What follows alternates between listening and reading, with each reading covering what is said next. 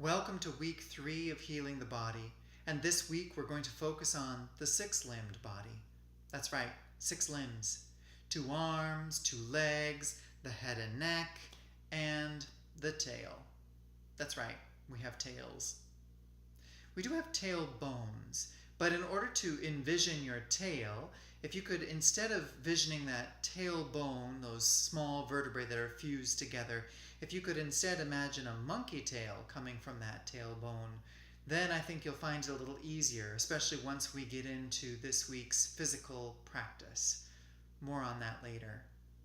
The lay of the land concept for this week is that we are multidimensional people, and that these dimensions or limbs all contribute to our well-being. For example, you can look at wellness wheels. Check them out. Go to Google and check out wellness wheels. One of my favorites is at Princeton. In fact, I'm going to make a link to it for this week's Travel Companions. They have 7 instead of 6, 7 aspects of wellness, and they include things like your intellectual well-being, your physical well-being, your emotional well-being, your career well-being, your environmental well-being, and your spiritual well-being. And that's one we're going to focus on in this week's Bread for the Journey. So as you go about this week, something I'd like you to consider is, how are you doing in terms of each of the limbs of your well-being?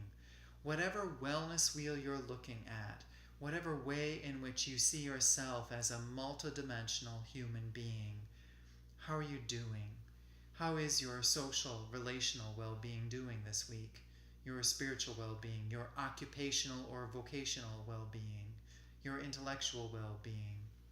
So check out those resources under Travel Companions, and in this week's Bread for the Journey, we'll focus on the spiritual well-being, especially in relationship to Matthew Sanford. I think you're going to find his story incredibly compelling if you haven't heard it before. Have a good week.